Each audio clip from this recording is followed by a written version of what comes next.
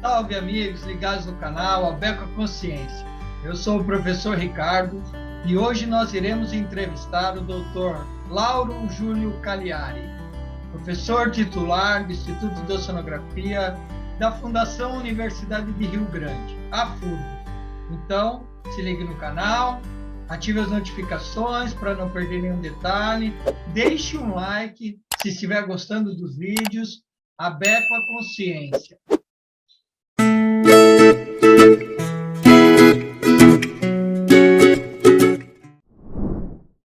Salve, amigos ligados no canal Abeco a Consciência. Estamos de volta hoje aqui com o professor Lauro Cagliari. Tudo bem, Lauro? Tudo bem, Ricardo? Bom dia. Tudo bom dia bem, a todos bom dia. aí. Joia. É bom tê-lo aqui no canal Abeco a Consciência, né? Lembrando aí, professor Lauro Cagliari, professor titular da Fundação Universidade de Rio Grande, lá da FURG, no Rio Grande do Sul, certo? Então, Lauro, para começarmos, eu queria lembrar um pouco dessa tua carreira. Primeiro, te agradecer pela presença aqui no canal, é muito importante essa sua presença, e começar pedindo para que você fale um pouco sobre a sua carreira. Tá bom, Ricardo? Bom, em primeiro lugar, obrigado aí pelo convite, participar dessa iniciativa tua aí, muito boa, né? É um prazer estar aqui e contar um pouco da minha experiência, né? Então, eu terminei o científico em 69, em Caxias do Sul, e aí eu sempre gostei muito, foi de água, né? Gostava muito de meio aquático, né? E aí eu não sabia se ia para a escola naval, se eu ia para geologia, porque eu queria geologia submarina, né? E uma dessas minhas idas a Porto Alegre, naquela época, eu dei uma olhada na escola naval, na capitania dos portos, e dei uma olhada na geologia, que era na antiga General Vitorino, ali no centro de Porto Alegre. E lá tinham anunciado o curso de geologia submarina, mas era mestrado. E eu não podia fazer porque não tinha graduação. Então, tentei escola naval, não consegui. Tentei geologia, não consegui. E nesses 2 anos que se passaram, eu soube, teve um anúncio que abriu oceanografia em Rio Grande, em 1971. Aí não pensei mais, né? Digo, vou fazer oceanografia em Rio Grande. Era o que eu queria mesmo, né? Eu não me imaginava fazendo outra coisa. Então, em 72, eu fui aprovado no curso de oceanologia. Aí foram 4 anos, né? E durante a linha de oceanografia em Rio Grande era o curso de oceanologia era a linha geológica e a linha biológica. E claro que eu escolhi a linha geológica, né? E dei sorte porque naquela época muitos professores que faziam mestrado no Seco, em Porto Alegre, davam aula na FURG. Entre eles, Lúcia Ayala, Alberto Figueiredo, Luiz José Tomazelli, professor Gamboa, Luiz Pierre Antônio Gamboa, né? Todos esses professores davam aula para mim e já tinham a veia da geologia marinha, né? Então foi uma junção fantástica. Tinha oceanografia por um lado e geologia marinha por outro, né? Um input dessas duas vertentes, né? E me formei em 75, né? Por exemplo, em 75, quando me formei, eu era monitor da disciplina, né? E casualmente, em 75, um reitor que era muito visionário, né? O professor Eurípides Falcão Vieira, montou o curso de oceanologia em Rio Grande. Montou o curso de oceanologia, não, ele montou um projeto da Base Oceanográfica Atlântica para Rio Grande com auxílio da FINEP. E nessa época, então, adquiriram recursos para montar uma estrutura imensa, né? Trouxeram massa crítica de cientistas da Argentina. Foi uma época que houve um êxodo de pesquisadores da Argentina, né? E tinha uma massa crítica de pesquisadores, mas precisava uma massa crítica de estudantes, de profissionais recém-formados, para levar em frente essa pesquisa oceanográfica que se pretendia estabelecer lá paralelamente ao 5º Distrito Naval. Tá? Bom, então eu era monitor do LOG, não remunerado, Laboratório de Oceanografia Geológica, que o Alberto Figueiredo ajudou a montar, né? O nosso primeiro laboratório, o Alberto Figueiredo nos ajudou. Foi um mentor, um dos mentores nossos lá, né? E então eu acabei sendo contratado, me formei em 21 de dezembro de 75, e eu estava empregado 27 de dezembro de 75 como professor, para justamente dar aula de geofísica, que era o Tomazelli que dava, e recursos minerais do mar, que era o Gamboa que dava, porque eles terminaram o mestrado e tiveram outros interesses, foram contratados em outras instituições, e a viagem de Rio Grande e Porto Alegre é muito longa, né? Então o pessoal era um pouco descômodo para ele, né? Eu tive interação com todo esse pessoal da biologia, professor Dutra, professor Piragini, professor Norton, enfim, uma série de... uma comunidade oceanográfica mesmo, né? E que estava interessado em desenvolver o Projeto Atlântico. E nesses pesquisadores tinha o professor Jorge Pablo Castelo, um pesquisador muito bom, né? E que praticamente nos deu um norte. Olha, o Projeto Atlântico é muito ambicioso, ele prevê estudo do Oceano Atlântico Sul, e vamos começar pelo estuário, porque a gente não conhecia o estuário da Lagoa dos Patos, né? Então, o professor teve essa visão, olha, vamos começar a estudar o estuário, a salinidade, temperaturas, a hidrodinâmica e a geologia. E eu, casualmente, então, nessa época, eu comecei, já como professor, dando aula de geofísica e recursos, e comecei a trabalhar no estuário, com sedimentologia, fazendo coletas com a lancha Laros, aí 13 dias durava a volta em todo o estuário. E durante esse tempo, então, eu comecei a bolar o meu mestrado, que também em 75 eu tinha conhecido o professor Martins, né, que foi meu orientador no Seco depois, e acabei, então, entrando no Seco fazendo sedimentologia do estuário da Lagoa dos Patos. E nessa época, então, é que comecei mesmo a me interessar mais pela sedimentologia, pela plataforma interna, né? E então o professor Martins e o Urim, da Argentina, Carlos Maria Urim, foram meus orientadores no Seco, né? E claro, lá eu tive uma enorme interação com meus colegas até hoje, né? Atuais, o Irã, o Tomazelli, o Elírio, que eu já conhecia de longa data, né? Desde o pessoal tinha sido o Tomazelli e o Irã foram meus colegas no científico em Caxias do Sul, olha só, né? As coisas parece que se sucedem e tu encontra as pessoas, né, em várias oportunidades, em duas ocasiões, né? E então eu entrei na FURG em 75 desculpe, em 72, me formei em 75. Entrei junto com o professor Gripe, que foi um tremendo colaborador, um colega por mais de 40 anos, né? Infelizmente nos deixou, né? E começamos uma parceria interessante para estudar o estuário, a plataforma, né? O professor Gripe sempre com as ideias de equipamentos e sísmica e sonar de varredura, e aí foi, né? O professor Gripe nos deixou presencialmente, né? Mas recebeu uma bela homenagem, né, do PGGM com a menção do Banco Submarino, né? Então, com reconhecimento pelas atividades que ele desenvolveu aí junto com vocês e inspirou muitas pessoas aí dentro das ciências do mar, né? Exatamente. E olha só, em 77, tá? Eu e o professor Gripe sediamos um encontro do PGGM em Rio Grande, Programa de Geologia e Geofísica Marinha. Pô, e nessa época, então, as operações Geomar estavam em alta, né?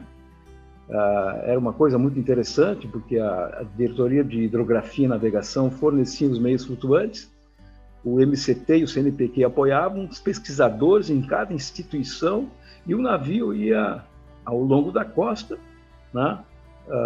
Indo nas principais instituições, com os projetos dos pesquisadores, e aí se fazia o levantamento da plataforma continental.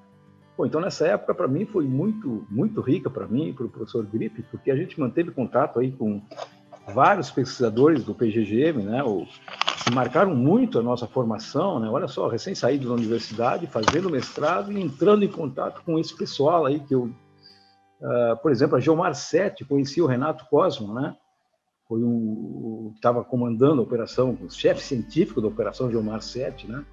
O Márcio Costa, o Alberto Figueiredo, o Silvio Zembruski, né? O Zembruski, que trabalhou no Platô do Nordeste, né? E então o PGGM estava associado também com o projeto REMAC, Reconhecimento da Margem Continental. Já era assim quase que o início do fim do REMAC, né? Já estava quase terminando o REMAC, mas eu ainda peguei alguns embarques no REMAC. Fizemos aí levantamentos no platô de Pernambuco, procurando nós de manganês, fazendo levantamentos topográficos, dragagens do platô de Pernambuco, né? Aqueles platôs de Pernambuco, do platô marginal lá de Pernambuco. E então essa minha formação, conheci o Gorini, que foi um dos incentivadores aí da minha carreira também, né? Eu admirava muito o Gorini, gostava dele como cientista, né, como pessoa, fantástico, né? Ele me incentivou a ir para o exterior, fazer doutorado na época, né? Eu estava terminando o mestrado, terminei o mestrado em 80, né? E aí o Gori disse, não, vai para o exterior, vai abrir tua cabeça e tal, né? E aí aconteceu, terminei o mestrado em 80, e nesse meio tempo eu continuava dando aula e fazendo mestrado, concomitantemente. Então eu viajava Rio Grande, Porto Alegre, toda semana, dava aula em Rio Grande, fazia mestrado em Porto Alegre, e assim foram vários anos, né? Até 80, e depois voltei para a FURG, fiquei mais 4 anos, né? E saí para o doutorado depois, em 84, né? Saí para fazer doutorado no Virginia Institute of Marine Science, né? Da Virginia, VIMS. E bom, lá trabalhei com outros pesquisadores, né? Também bastante, né? Com Don Wright, Maynard Nichols em estuários, Don Wright em praias. Participei de um projeto super importante lá que foi uma formação interessante, que era sob o comando do Rick Burskett, que era um geólogo da escola de William Mary, né? do College of William Mary. Eles tinham um projeto interessante lá, eles tinham um inventário de areias da plataforma continental dos Estados Unidos, né, costa leste, e naquele tempo teve um problema político, né, por causa do apartheid, então eles não estavam mais importando ilmenita da África do Sul. Pô, estava ameaçado a ter uma baixa, né, uma shortage em ilmenita, né. Então, o que eles resolveram? Eles resolveram fazer uma análise de todos os testemunhos que eles tinham coletados ao longo da margem continental, da plataforma continental dos Estados Unidos, e fazer uma análise de metro em metros, de 10 quilos de amostra, para saber o conteúdo de ilmenita e minerais pesados, zircão, etc., né? Rutilo, né? Que fossem fontes de ilmenita, enquanto se o problema político persistisse por muito tempo, eles iam ter que ter dados, né, para ir buscar essa ilmenita no próprio Estados Unidos. Né? Então foi um projeto que se estendeu por 4 anos, né? Eu participei desse projeto. Eu tinha feito um curso de mineralogia de pesados com o professor Vivoc em Porto Alegre, então isso aí me deu um handicap, né, perante lá os americanos. Eu pude participar do projeto e fazer identificações, né? Ajudar no projeto, né? Aí, Lauro, você destaca 2 coisas interessantes. Só uma coisa, o Fitzgerald também estava lá na Virgínia, não, né? Não, nessa época não. Tá. Você destaca 2 coisas, né? A importância de se conhecer e reconhecer, né, a margem continental como um todo, mas no caso específico aí do exemplo, a plataforma mais em detalhes, né? Preservar, coletar e armazenar de forma correta os materiais coletados, né? Seja geológico, seja biológico, enfim, para que depois possa se tornar uma biblioteca, onde você pode revisitar sempre que houver necessidade, independentemente se passados 5, 10, 15 anos, né? Então, temos aí litotecas, bibliotecas de coleções zoológicas, enfim, para que bem guardadas, bem curadas, para que possamos revisitar sempre que for necessário, que é uma questão estratégica, né? Se tratando de recursos minerais, é uma questão, também uma questão estratégica, né? A biodiversidade, obviamente, também é. Quando você Exato, fala olha só, exatamente, eles tinham feito esse levantamento para fazer um histórico, um levantamento da areia, né? O Sand Inventory Program, né, que eles chamavam. E eles nem imaginavam que eles iam necessitar de minerais pesados na época, né? No caso, a ilmenita, né? Como eles tinham testemunhos de 10 metros, aí eles furaram, com Vibracore, eles furaram 10 metros na plataforma, então eles tinham esse registro todo, e por camada, né? Eles tinham quanto tinha em 1 metro, né? E tendo volume de areia, e eles foram no detalhe, eles foram até na composição química da ilmenita. Quanto titânio tem nessa ilmenita? Tem a titanomagnetita, que é outra fonte de titânio, né? Então, eles fizeram a geoquímica do depósito. Claro que era um projeto juntamente com o Mineral Management Service da Virgínia, que era o serviço geológico da Virgínia, né? E esse college, o William Mary, né? Então, é um exemplo assim de recursos minerais, né? Que um projeto associado, né, entre governo, universidade, serviço de geologia, né? Então, legal, uma integração bacana. Mas era isso. Uma coisa importante também na minha formação foi o local que eu escolhi para fazer o meu mestrado, né? Na Carolina do Norte. Na época que eu fui para lá, eu fui para trabalhar em estuários, mas depois cheguei lá vendo os professores e tal, não, vou fazer praias, né? Mestrado não, doutorado, né? Doutorado, desculpe. Mas o Don Wright não estava mais interessado em fazer praia, ele já estava terminando aquela análise de morfodinâmica, aquele ciclo todo de morfodinâmica, né, da Escola Australiana de Geomorfologia Costeira, e ele estava começando a fazer plataforma interna, né? Troca de sedimentos na plataforma, colocar tripés, né, para medir correntes, etc., e ondas, né? Mas eu escolhi eu digo, então eu quero estudar praias. Então eu disse, então tu vai estudar as praias da Carolina do Norte, uma praia de areia fina e outra praia de areia média grossa. Aí foi justamente perto do Corpo de Engenheiros do Exército Americano, eles têm uma estação em Tuck, lá na Carolina do Norte, né? Na Ilha Barreira, aquela, e o meu campo foi lá, e lá eu entrei em contato com uma equipe fantástica aí de estudiosos de zona costeira, né? Rob Bowman, o próprio diretor lá da estação, né? O William Birkmeyer, né? Que tinha aquele CRAB, né? O Coast Research Amphibious Bug, aquele veículo que andava na zona da arrebentação, lá com ondas de 3 a 4 metros, eles faziam um perfil de praia em cima de um tripé gigantesco, né? E que andava entre os bancos de areia, etc., né?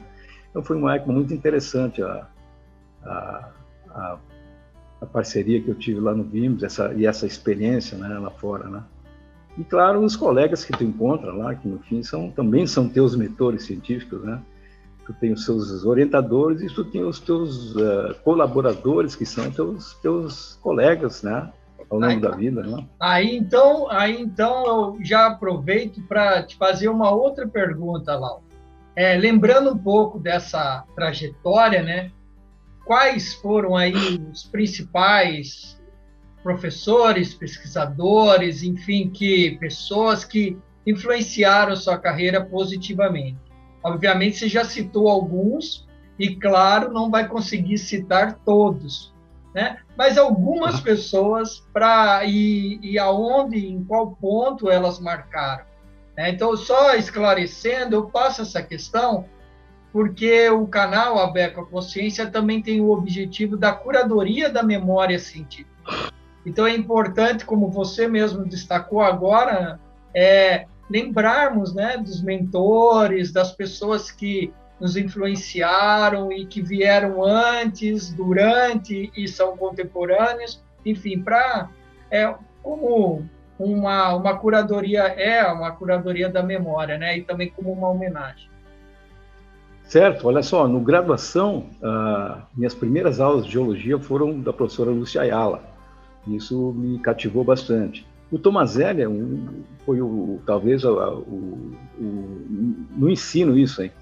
O Tomazelli foi o que mais me impactou, porque o Tomazelli admirava muito ele como professor, né? Ele expõe a aula de uma maneira que até hoje em dia o pessoal me vê da aula e diz, pô, mas tu é uma cópia do Tomazelli? Eu digo, eu acho que sim, porque as coisas boas têm que ser copiadas, né? Então, o Tomazelli e o Alberto na pesquisa, né? O Alberto na época ele dava aula lá em Rio Grande, mas ele tinha sempre contatos com navios estrangeiros, projetos internacionais, então ajudou a montar o laboratório, Alberto Figueiredo, então foi uma figura muito importante também, né? Gamboa, que fizemos a primeira viagem ao longo da barreira arenosa da Lagoa dos Patos, né? Da barreira arenosa de Rio Grande do Chuí, com minerais pesados, né? Depois, no mestrado, o professor Martins, né? Principalmente, né? E o pessoal do SECO lá. No doutorado, Don Wright, né? E o pessoal lá do VIMS, mas essas pessoas, e claro, no PGGM, que é importante, né? O professor Gorini, eu destaco o professor Gorini, que foi o meu incentivador e me aconselhou a fazer, né? Participei com ele de uma expedição chamada Centratlan, era estudo da cordilheira, da cadeia mesoceânica, né? Operação Bode Verde, zona de fratura Bode Verde. Pô, foi uma experiência fantástica, né? Durante vários anos, durante vários meses, eu e o Gripe fomos lá na Bahia. Aí na Bahia era a nossa sede e nós fazíamos cruzeiros aí em direção a Centratlan, a cordilheira mesoceânica, né? E, puxa vida, aquele embarque de um mês, né? Praticamente, né? E eu já tinha uma experiência prévia em geofísica, sísmica de reflexão, né? Justamente quando eu estava no primeiro ano de faculdade na FURG, né? Embarquei no navio, a Caribbean Seal, fazendo sísmica de reflexão em Pelotas, foi um mês de trabalho, né? E de embarque. O pessoal, no fim do embarque, me convidaram para fazer geofísica em Houston, né? Contratado pela GSI. Pai, eu pensei, eu tinha passado no mestrado, estava fazendo sedimentologia que eu gostava, tinha toda a comunidade do seco, seco dando aula em Rio Grande, tinha aquela comunidade científica da massa crítica da Argentina, né? Eu digo, puxa, eu vou ficar para o Rio Grande mesmo, e acabei não indo. Então, foi isso aí, essas pessoas que me impactaram, né? E acabou construindo uma carreira brilhante, né? Que contribuiu na formação de muitos pesquisadores que hoje são pesquisadores, professores, e que também atuam aí no mercado de trabalho, expandindo a oceanografia, né? Praticamente unânime falar de oceanografia, lembrar do professor Lauro Cagliari, né? Então, em algum momento, você fala de oceanografia no Brasil, você lembra do professor Lauro Cagliari. Então, aí já é antiguidade, né? Aí já é antiguidade, né? É antiguidade. Eu quero chegar nessa antiguidade, assim como estou vendo você hoje aí com boa saúde e disposição. Então, é muito bom estar aqui realmente conversando com você e aproveitando um pouco dessa experiência, né, Lauro? Porque é motivador para mim, com certeza, e para as pessoas que assistem o nosso canal, nós temos esse bate-papo com pessoas desse nível, né, mostrando aí a ciência brasileira, mostrando a força, o impacto do cientista brasileiro, né, que junta garra, determinação, força de vontade, amizades, e que tocam principalmente aí, no teu caso, ciências do mar para frente, né? Uma ciência bonita, apaixonante, mas muito difícil de fazer devido às distâncias que tem que trabalhar, a necessidade dos meios flutuantes, a dependência de tecnologias para acessarmos aí o ambiente marinho. Você deu o exemplo desse projeto do Nordeste que você trabalhou sobre a cordilheira mesoceânica. Quer dizer, você estava trabalhando ali com lâmina d'água de 2.000 metros, mais ou menos, né? Então, a necessidade das tecnologias. E a gente vai falar sobre isso ao longo aqui da entrevista. Outra coisa interessante, Posso falar mais um pouco? Outra coisa interessante foi que, era muito produtiva essa associação entre a DHN, CNPq, CPRM, nas operações Geomar. E aí que aconteceu? Que ficava cada vez mais difícil, como você falou aí, ir para o Oceano Profundo, né? Então, nós revivemos aqui no Rio Grande do Sul, né, a Operação Geocosta, que tinha sido idealizada primeiramente pelo professor Dieter, né, Miller, né? Foi o idealizador da Geocosta, né? Nós adaptamos ela um pouco aqui para estudar a plataforma interna e a Shoreface, né, a antepraia, né, que era uma lacuna, e ainda é uma lacuna, eu acho, no Brasil todo, né? Essa área, né, quase que terra de ninguém, né, zona de arrebentação, plataforma interna, Shoreface, aí é uma lacuna ainda, né, no nosso conhecimento, né. E então foi outra experiência interessante, né, foi fazer essa operação Geomar Sul, a Geocosta Sul, aqui no Rio Grande do Sul, durante 3 ou 4 anos, né. O navio oceanográfico Almirante Câmara, na época, que era muito equipado para geologia marinha, né? Então é outra experiência fantástica dentro do PGGM, né? Então tu viu, eu tive a sorte de poder convivido com vários personagens aí do PGGM, da CPRM, da DHN, do DNPM, né? O Jorge Palma também, embarquei com o Jorge Palma. Então, foi uma experiência fantástica, né? Tu conviver com uma série de pesquisadores aí assim, é indescritível como tu fica rico em conhecimentos, né, conversando com esse pessoal, né? Então, basicamente foi isso, né? E alguns já apareceram aqui em entrevistas no canal Abeco Consciência, né? Como você citou o último aí, o Dieter Miller, né? Então, isso. Já tem uma entrevista com o professor Dieter aqui no canal. Então, se vocês ainda não assistiram, assistam. Para aqueles que estão nos assistindo, deixe um like. Lembre de deixar um like aí, certo? Já agradeço àquele público que vem constantemente aqui e prestigia o nosso canal. Então, muito obrigado a vocês também por prestigiar o canal Abeco Consciência, que tem o objetivo da divulgação científica. Hoje em dia, Lauro, quais são suas principais áreas de atuação? Explique um pouco sobre elas. Bom, atualmente eu sou professor colaborador da FURG, né? Eu continuo a desenvolver trabalhos de morfodinâmica de praias, erosão costeira, eu continuo trabalhando com recursos minerais, tá? Sedimentação em estuários, né? Impacto de dragagens, né? Essas são as minhas principais áreas. Eu atuo também no programa de doutorado em oceanologia na URGS, né, na FURG, né, na área de geologia, de oceanografia geológica, né, e essas são as minhas principais atividades. São umas pesquisas que eu estou desenvolvendo, são nessas áreas, estuários, plataforma interna e recursos minerais. Eu não estou no Oceano Profundo.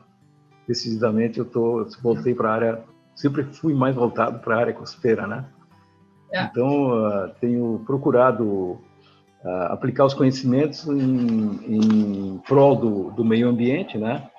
Evitar que velhas práticas sejam mantidas e o que é ruim ser abandonado, né? Seja abandonado para que os novos conhecimentos, né, realmente possam ser úteis aí para a sociedade, né? Legal. Essas são as minhas áreas. Particularmente também eu estou fazendo uma coisa que eu gosto bastante, Ricardo, escrever sobre a zona costeira, todos os seus aspectos, científicos, né, mais a parte geológica, culturais, né, sobre naufrágios, história de faróis. Então eu tenho aí mais de 25 anos de levantamentos de praia em Rio Grande. Mas não é só perfil de praia, sedimentologia, não. São aspectos culturais que eu quero colocar isso em algum momento, né, num determinado documento, né, para deixar aí para o pessoal, porque o que não vai ser repassado vai ser perdido, né, Ricardo? Então, essa é um hobby meu agora, escrever sobre zona costeira, experiências de campo, como aquela que a gente escreveu aí, em colaboração aí com o pessoal lá do blog, com o Elírio, com o do Seco também, com a Salete, escrever sobre saídas de campo que marcaram, né, como a compilação feita pelo Short, né, sobre as viagens de campo de todos os pesquisadores do mundo que trabalham na zona costeira, casos engraçados que aconteceram, com um pouco de ciência, né? É ciência junto com saídas de campo. Essa é a ideia do RESP, do Short. Ele lançou um livro sobre isso, né? Com uma compilação muito interessante. Foi esse ano que foi publicado. Então é mais nessa veia agora que eu também tenho interesse, né? Bacana. Lembrando que o professor Lauro tem mais de uma centena de artigos científicos publicados no currículo Lattes, né? Então, toda a descrição, nome completo, instituição, link para o currículo Lattes vão estar aqui na descrição do vídeo, então facilmente você localiza, e quem quiser entrar em contato com o professor Lauro, a partir dessa descrição consegue, né? Então, Lauro, algumas das áreas, vamos dizer, eu colocaria aí três palavras-chave, né, principais: oceanografia geológica, morfodinâmica de praias, e agora fugiu da minha cabeça a terceira, né? Mas recursos minerais? Recursos minerais, pode ser isso, recursos minerais marinhos. Então, tem alguns projetos que você ainda está muito participativo dentro desses projetos, como você falou, além desse projeto que você descreveu como um hobby, que é importante a divulgação desse conhecimento e colocar aí no papel imagens para as futuras gerações. Um dos projetos que você é o autor do capítulo do livro, que é o Brazilians Beach, né? Onde você descreve, por exemplo, né, você e sua equipe descrevem as praias das ilhas oceânicas brasileiras, né? Correto? Então, correto. Quais foram as ilhas abordadas? Quais os principais aspectos das praias nessas ilhas e qual a importância, e lembrei a palavra, riscos geológicos, qual é a importância e os riscos geológicos associados a esses ambientes? Perfeito. Então, nesse livro que tu falaste, tem um capítulo sobre as praias do Rio Grande do Sul, feitos junto com o Elírio, né? E com a colaboração, principalmente de trabalhos efetuados, aí eu tenho que fazer um outro resgate aqui, porque foi um projeto, né, que acabou contribuindo muito para o estudo das praias do Rio Grande do Sul, por exemplo. Depois eu falo das ilhas, tá? Mas foi um projeto no Brasil, né, que foi estabelecido em Rio Grande, né, por coordenação da professora Suzana Vinzon, lá do Rio de Janeiro, né, junto que trabalha com sedimentos coesivos, né. Na época, os americanos, 2003, 2004, os americanos estavam interessados em atenuação de ondas em fundos lamosos. E, casualmente, naquela época, a gente estava trabalhando com fundos, com lama fluida na praia, etc., né. E nós vendemos o projeto lá num workshop que a Suzana fez, e o Naval Research Lab dos Estados Unidos, por questões estratégicas, escolheu o Rio Grande, junto com a Suzana, escolheu o Rio Grande para fazer o experimento. Por isso, deixou uma herança incrível lá, né, na formação de pessoal, na aquisição de equipamentos, né. Nós instalamos o primeiro sistema de vídeo monitoramento da América do Sul, né, que era o sistema Argus, né. Foi instalado lá na estação de maricultura da Praia do Cassino, né? E aí formamos aí um pessoal incrível aí, né? Antes já tinha trabalhado com o professor Klein em Rio Grande, fazendo levantamentos de praias, né? Determinando os riscos costeiros das praias.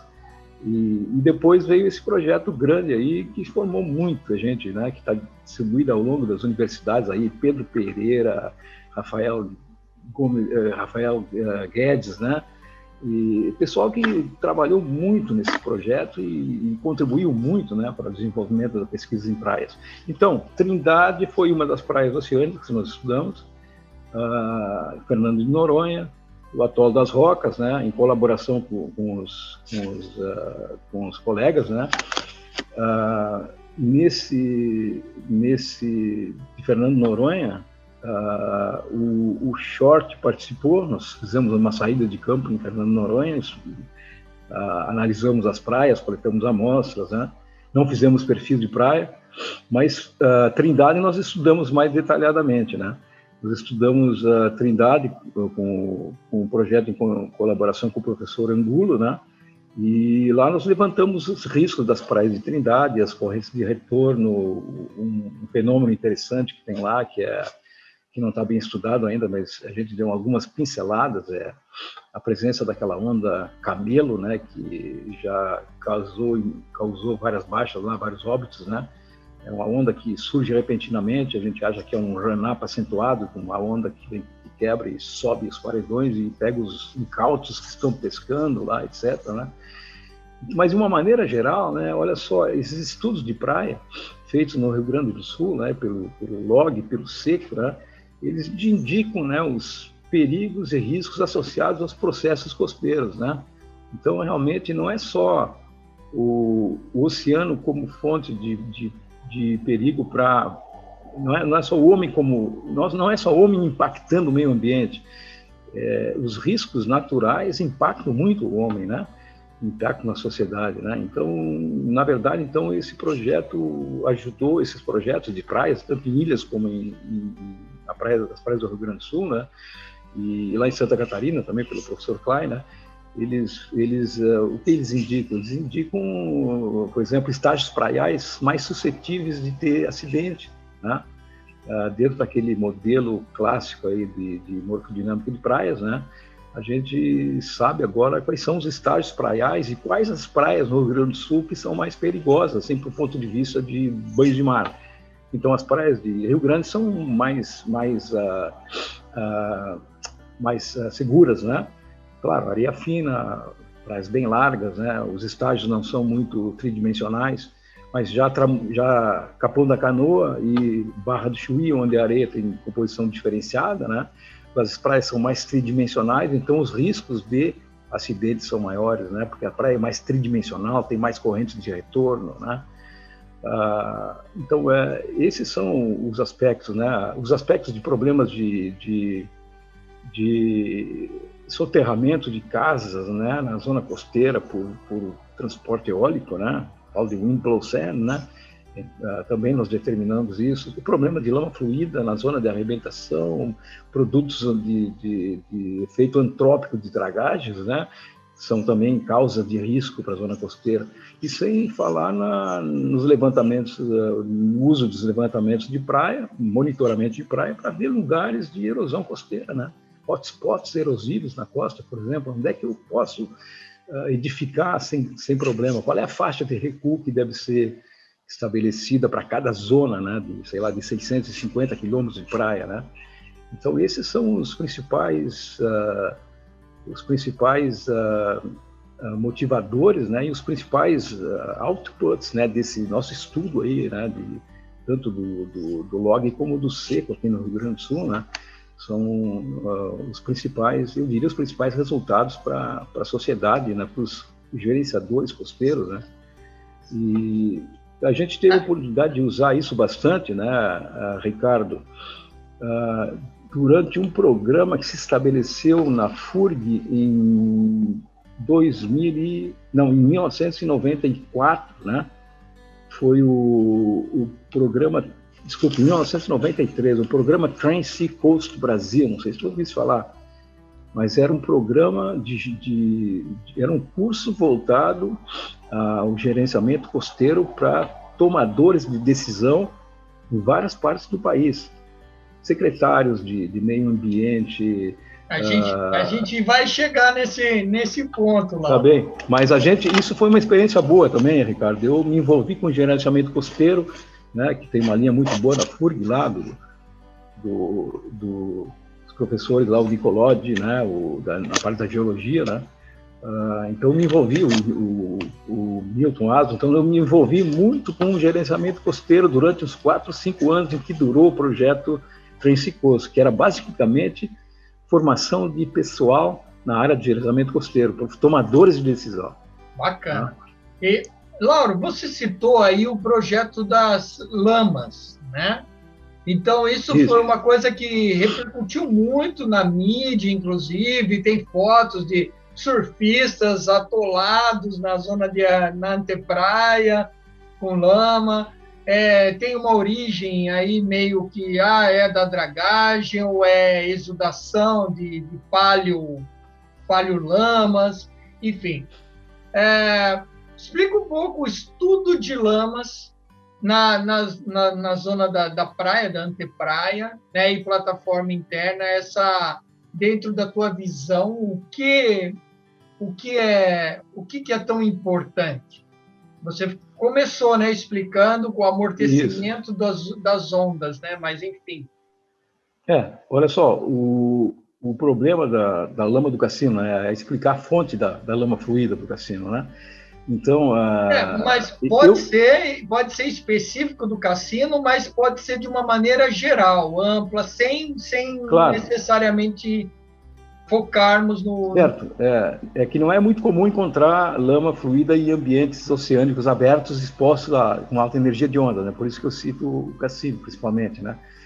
Mas, então, o problema no cassino, eu fiz o meia-culpa, né? Eu fui um dos primeiros também, né? Que seguiu o Delano em 1965, quando ele veio para o cassino, viu lá um depósito de lama e disse que era da Lagoa dos Patos, né? Claro que é da Lagoa dos Patos, mas o problema é a causa, né? A origem, é antrópico ou é natural? Bom, eu embarquei na história que era natural também durante muitos anos, mas depois eu fiz um meia-culpa, especialmente depois do projeto esse da lama fluida, né? Eu notei que nós notamos que quando não tinha as derrames de lama na praia, não tinha dragagem, né? Então, tanto é que nós montamos o experimento em 2005 para esperar a lama fluida. E vieram várias tempestades e não aconteceu lama fluida, porque nos anos anteriores não tinha havido dragagem. Bom, aí começou a me bater na consciência, né? Eu estava sendo cético, né? Eu estava vou ter que olhar o que é antrópico e o que não é antrópico, né? E aí eu fui para os registros de dragagem, né? Pô, e aí caiu a ficha para mim, né? Eu respeito a opinião de todos os outros, eu concordo que a Lagoa dos Patos coloca material de suspensão para fora, formando a face Patos, sem dúvida nenhuma, descrita por Martins, sedimentologicamente, né? Mas uma quantidade grande de lama, bolsões de lama fluida se desenvolvendo em 1 mês, 2 meses, isso não é natural. Então isso caiu a minha ficha. Então fui para os registros de dragagem e comecei a notar e observar que as dragagens, depois da década de 60, né, eram colocadas, o descarte era dentro do estuário. Então, te imagina aí, milhões de metros cúbicos de lama fluida sendo jogada dentro do estuário, com predominantemente vazão, né, vazão alta em direção ao mar, né? Puxa vida, né? E qual é a praia que está mais próxima? A praia do cassino, né? Tem aquele vórtice, quando ela sai, aquele jato faz aquele vórtice, onde é que vai a lama fluida? Vai para a antepraia do cassino. E se tiver uma tempestade, essa tempestade joga na praia. Então, a luta, o trabalho em relação à lama fluida, é justamente para tentar evitar que lancem dentro do estuário e também lancem na plataforma, se for o caso, em zonas mais profundas, né? Mas, assim, o principal é que eles tenham mais cuidado, né? Nós precisamos ter mais cuidado no que nós descartamos dentro dos estuários e o que nós descartamos no oceano, né? Porque tu vai jogar aí 2 milhões, 3 milhões de metros cúbicos de lama a 12 metros de profundidade numa zona costeira com alta energia de ondas. Puxa vida, é inadmissível hoje em dia, pelo que se conhece aí das tempestades, né? Com o poder de transporte das ondas, né? Ainda mais lama fluida, que tem um comportamento não newtoniano, né? Ninguém conhece exatamente como é o comportamento da lama fluida sob a ação da dinâmica, né? Então, a minha luta hoje em dia, em relação a esse projeto, e repito, eu respeito opiniões contrárias, né? A minha opinião grande hoje em dia é que esse projeto, que é a lama fluida, principalmente de origem antrópica, aqui em Rio Grande, eu falo, não, em Rio Grande. Então, a luta hoje em dia é para que a gente trabalhe de uma maneira mais consciente, né? Que se tente aproveitar esse material para fazer aterros hidráulicos, né? O famoso working with nature, né? Vão trabalhar com a natureza, né? Vão fazer o green approach, né? Vão criar bacias de decantação dentro dos portos, vão ampliar áreas portuárias que estão necessárias, né? Claro que dragagem vai existir sempre, é imprescindível, é fundamental, mas vamos ser mais ativos em prol do meio ambiente, né? Criar questão, com a natureza, né? Como você disse, criar e recriar com a natureza, né? Então, temos tantos problemas de perda de áreas imersas, né? Pela erosão, então por que não recuperarmos? Mas bem interessante, Lauro. E aí, antes de evoluirmos, eu quero fazer uma pergunta que é uma dúvida minha, Lauro. Você citou o Geomar e o Geocosta. Então, a gente tem aqui alguns vídeos, inclusive, que falam, por exemplo, o Elírio, ele é bem enfático num vídeo aqui no canal, quando ele fala dessa zona de antepraia, que é muito pouco conhecida. Ele explora alguns projetos que já foram desenvolvidos, né?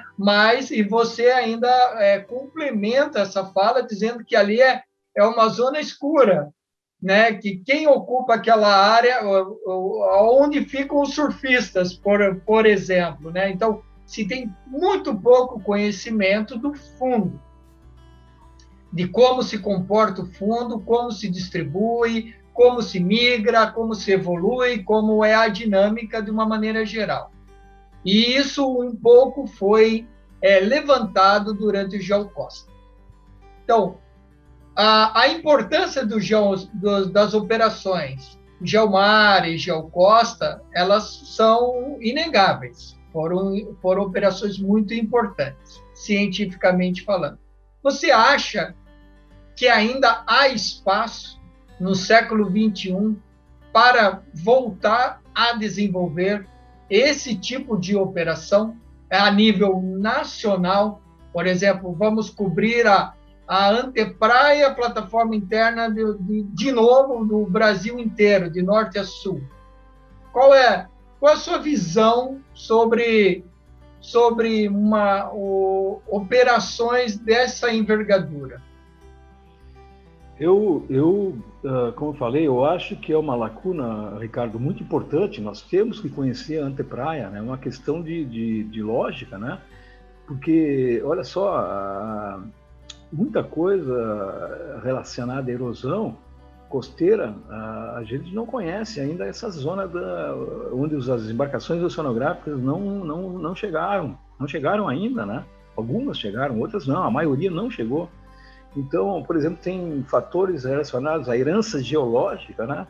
Que podem ser a maior causa da erosão que a gente desconhece, né? Eu falo assim, em termos decadais e até em prazos maiores, né? Por exemplo, se tu tem bancos de beach rock, né? Afloramentos de beach rock numa antepraia, né? E aí tu tem um degrau aí de 1 metro, 1,5 metro, se tu tiver uma tempestade histórica e ela retirar muita areia, essa areia que descer esse degrau de 1,5 metro, ela não volta tão cedo no cross-shore, pelo menos, ela não vai voltar para a praia. Então, assim, tem fatores de ordem geológica que a gente não pode modelar e a gente não conhece. Tu conhece os fatores meteoceanográficos, porque está monitorando aí, né? E a década dos oceanos vai auxiliar muito nisso, né? E já está auxiliando. Estabelecer fundeios, né? Que dão dados de ondas, de marés, de correntes, né? Mas o fator geológico, que é fixo, permanente, a gente não conhece. A antepraia é nossa grande lacuna. E na plataforma, Ricardo, também. Na plataforma, tu tem a curto ou médio prazo, quem sabe, né? Longo prazo até, nós vamos ter que talvez usar recursos minerais, calcário, algas calcárias já estão usando, né? Já estão fazendo tentativas de explotação, né? O professor Gilberto Dias está trabalhando principalmente nisso, né? E conhece bem o assunto, né? E recursos minerais aqui no Rio Grande do Sul, nós temos bancos de calcários aí associados a biodetritos imensos, né? E é tudo na plataforma interna, né? Grandes recursos de areia na plataforma interna, na antepraia, né? Muitas vezes, né? Então, eu acho que é fundamental a gente conhecer a antepraia. Eu acho que é mais barato, né, Ricardo?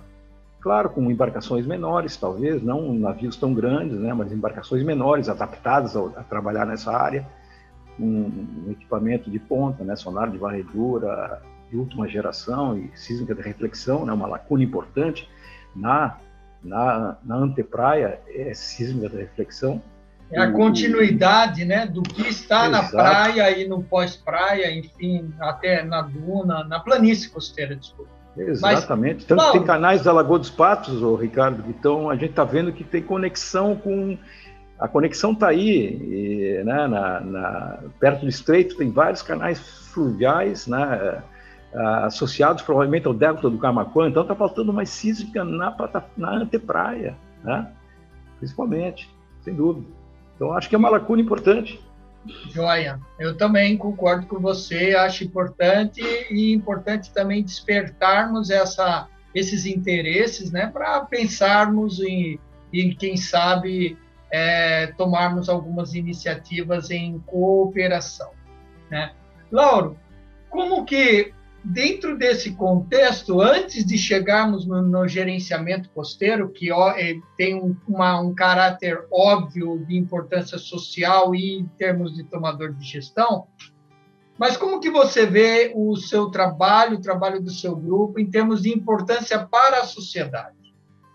Queria que você destacasse algumas importâncias que, para você, é óbvia, mas lembrando que aqui é um canal livre do YouTube e temos pessoas não geocientistas, não cientistas marinhos, oceanógrafos. Então, qual a importância para a sociedade?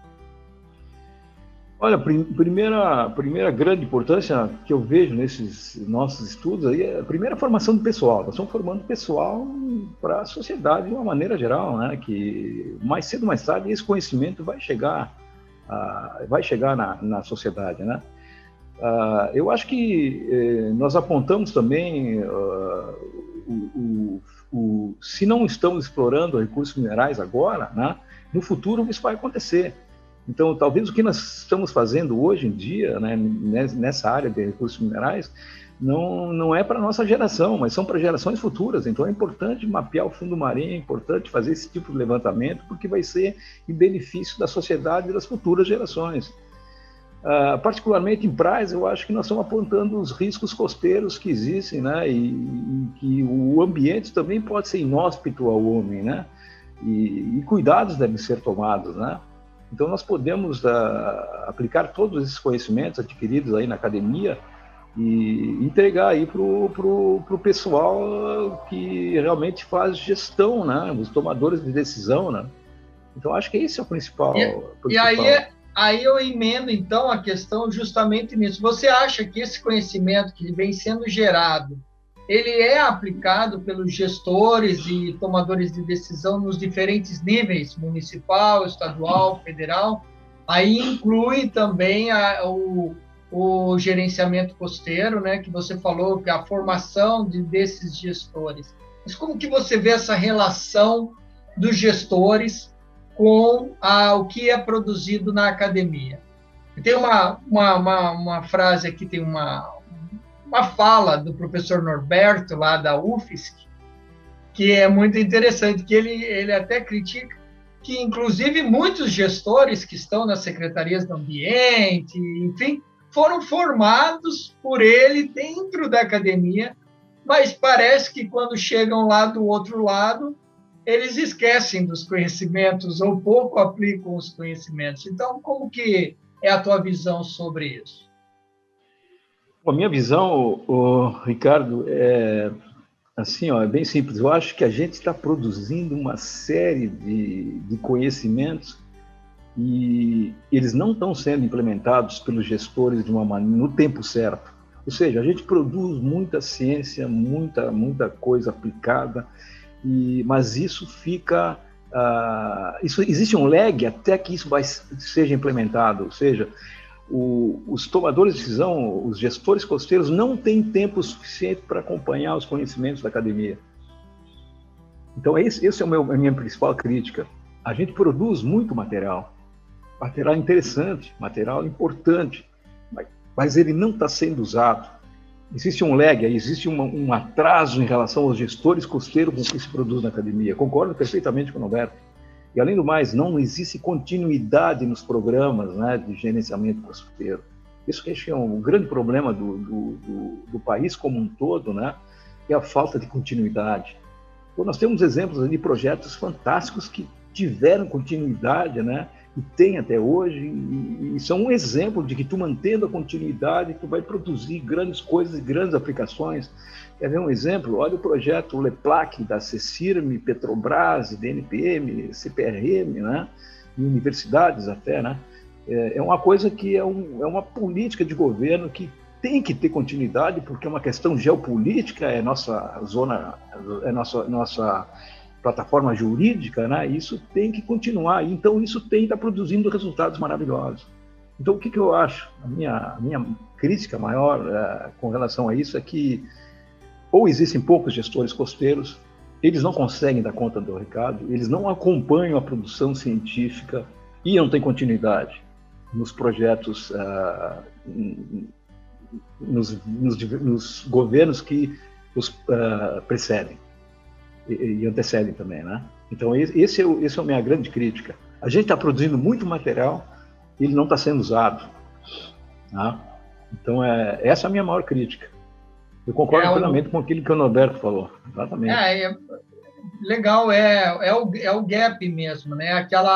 A comunicação entre um nicho e o outro nicho, mas eu acredito que uma parte seja justamente pela descontinuidade de projetos, né? Projetos muito, muito fragmentados, onde se fossem projetos de larga escala com uma continuidade histórica, obviamente ele deixaria uma herança muito mais linear para sabermos aonde que estamos no estado da arte em cada ponto, né? Um projeto contínuo de monitoramento de praia, um projeto contínuo de monitoramento de florestas, um projeto contínuo de monitoramento de recursos minerais, marinhos.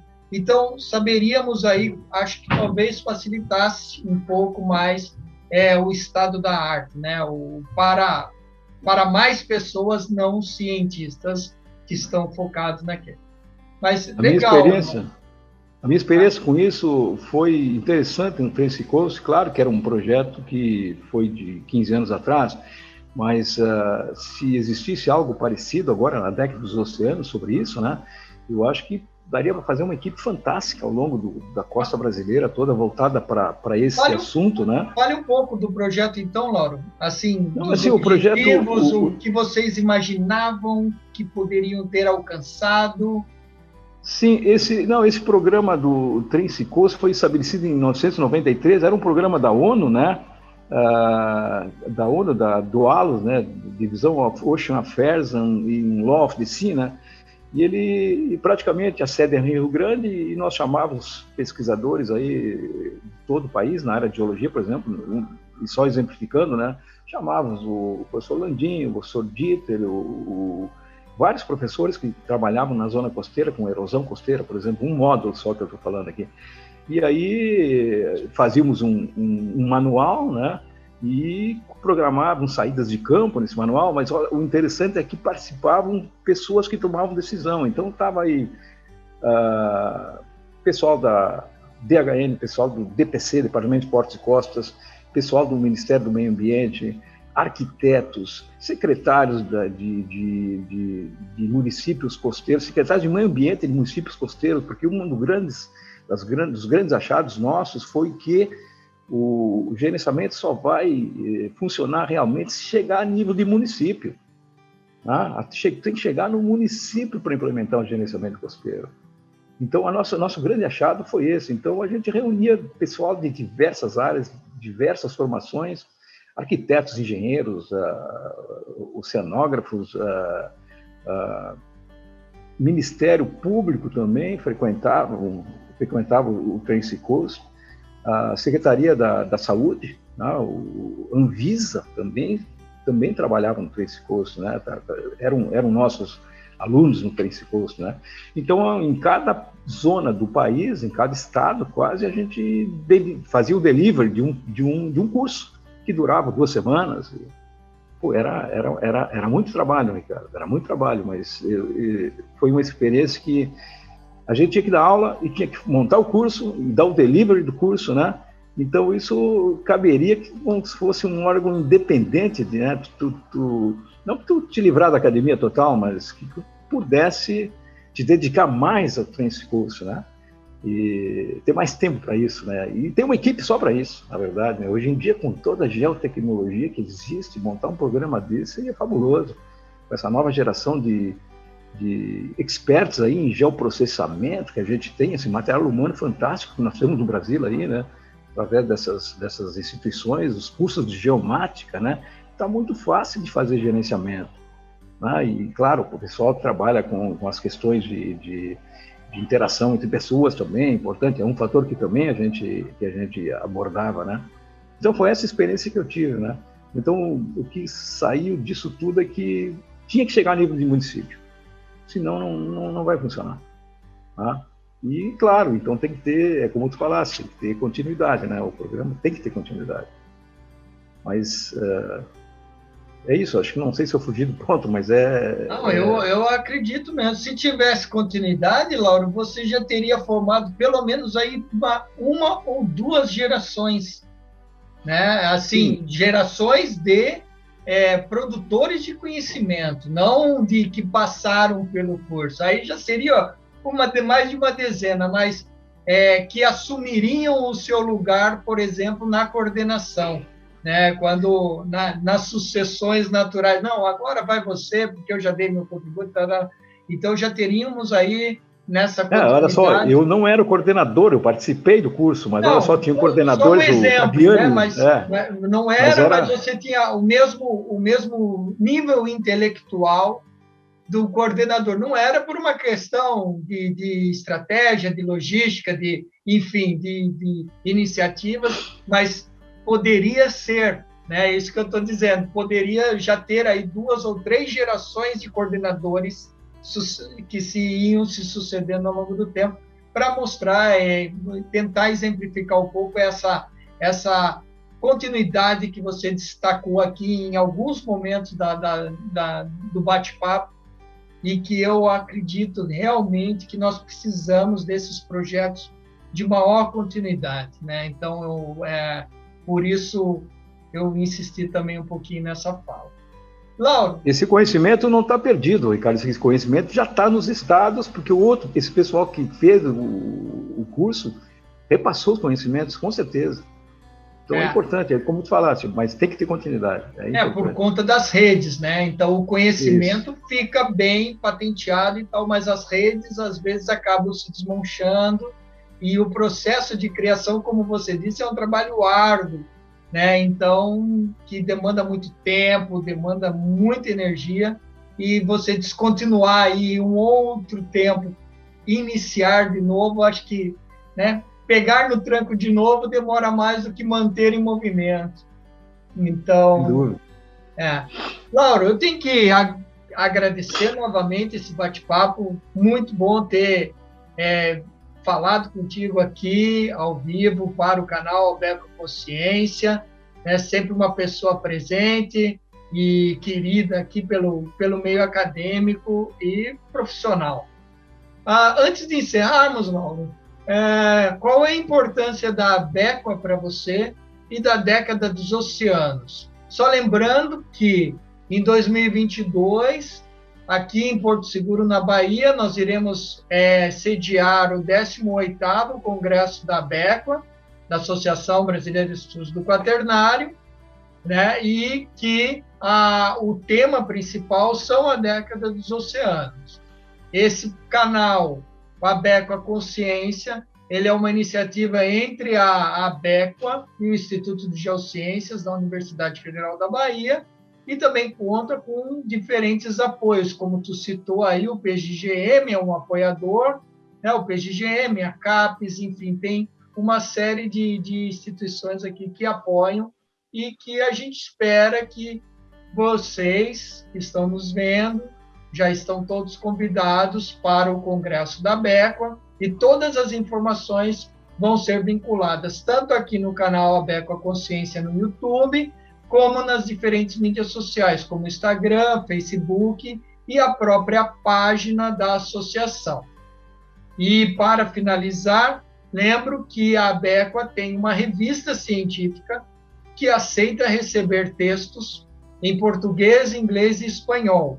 Então, se você, pesquisador, se interessa, submeta seu artigo científico para a revista da Abequa para ele ser apreciado pelos pares. Então, agora sim, Lauro, a importância da Abequa para você e da década dos oceanos. Puxa vida, olha só, a Abequa eu acho que é o nosso fórum, né? Pelo menos eu me encontro muito na Abequa, e quando a Abequa despontou, eu estava no exterior, né? Então eu perdi aí uns 5 anos de Abequa, né? Mas, puxa vida, eu acho que o que a Abequa está fazendo? Ela está indicando novos rumos, né, para os pesquisadores, né, que a gente sensibiliza, né? Ela indica novos rumos aí no nosso caso, para a zona costeira, né, para os pesquisadores mais jovens se sensibilizarem, né? E essa acho que é a grande importância da Abequa, é educacional, é produção de material, né, científico, essa é a grande verdade, é o nosso grande fórum, né? Eu acho que ela, através do conhecimento de pesquisa pura e aplicada, a Abequa contribui de maneira substancial assim, para o desenvolvimento das ciências geológicas, né, e ambientais no Brasil, né? Com esse corpo de pesquisadores extremamente gabaritado aí, eu acho que o papel grande da Abequa é educacional, é apontar, né, apontar metas, rumos, lacunas que existem no conhecimento para que jovens pesquisadores, a geração nova que está vindo aí, se enganjem, né, se sensibilize e se torne cada vez mais um contribuidor aí para o meio ambiente, né? Para a zona costeira, principalmente, né? Eu acho que esse é o grande papel da Abequa. E na década dos oceanos, eu acho que a próxima, né, próximo assunto, eu acho que, olha só, a Abequa já faz tudo isso, né? O PGGM, de certa forma, aí com a direção excelente aí do Marcelo e Sperli e do Alex Basso, né? 2 jovens pesquisadores brilhantes aí, né? Conduzindo agora o PGGM, né, e fazendo associação com a Abequa, né? Olha só o que são as grandes metas aí, algumas das grandes metas da década dos oceanos. Olha só, proteger e restabelecer ecossistemas e sobre diversidade. Isso a gente faz, né? A gente aponta os problemas na zona costeira, né? Aumentar a resiliência da comunidade aos riscos e perigos costeiros, tempestades, tsunamis, né? A gente sabe disso, né? Expandir o sistema global de observação dos oceanos. A Abequa também tem gente que faz isso. Então, a gente está botando equipamento na zona costeira aí e fazendo observações lá na Ilha da Trindade, né? E já foi colocado correntógrafos na plataforma do Rio Grande do Sul, em outras plataformas, né? Formar um banco de dados também é parte que a Abequa contribui. Então, a gente está contribuindo com as grandes... Olha só, melhorar e implementar a relação da humanidade com o oceano. A gente faz isso através de todas as atividades desenvolvidas na Abequa, né? Então a gente já está contribuindo. O que vai mudar é que se realmente o país se alinhar a essa política da década dos oceanos, editais, né, e editais que provavelmente devem usar essa compilação que tu está fazendo. Está pegando aí um corpo de pessoas experientes aí em diversas áreas do conhecimento, mais geológico aí, e apontando lacunas, né, que existem, né, na nossa zona costeira, né? O que a gente tem que fazer? Tá? Então, eu acho que é isso. Nós já contribuímos e a nossa relação na década dos oceanos não vai mudar se não tiver editais específicos e uma política de engajamento de quem controla isso tudo, né? E junto com a comunidade, sensibilizar a comunidade, né? Eu acho que também é importante. Né? Então, a gente já faz tudo isso, né, Ricardo? Eu acho que a gente pode fazer de forma mais efetiva com essa nova geração aí que está vindo, né? E com editais e políticas definidas para realmente acompanhar a meta global, né, de desenvolvimento dos oceanos, né? E olha só, um dado alarmante aí, somente 4% da pesquisa, do investimento em recursos de pesquisa são usados no meio oceânico, de todo mundo, 4%. E claro, né, um desequilíbrio muito grande, porque tem sociedades mais desenvolvidas e outras menos, né? Mas quando tu vê esse dado fornecido aí pela ONU, né, que somente 4% investido em pesquisa é no mar, puxa vida. Ah, é mais ou menos o que nós temos mapeado aí com uma certa resolução nos oceanos da Terra, né? Mais ou menos essa porcentagem. Lembrando que os oceanos cobrem 70%, um pouco mais, 70% do todo o planeta, né? Lauro, e o oceano é o nosso grande ecossistema, né? É o nosso maior ecossistema é o oceano, né?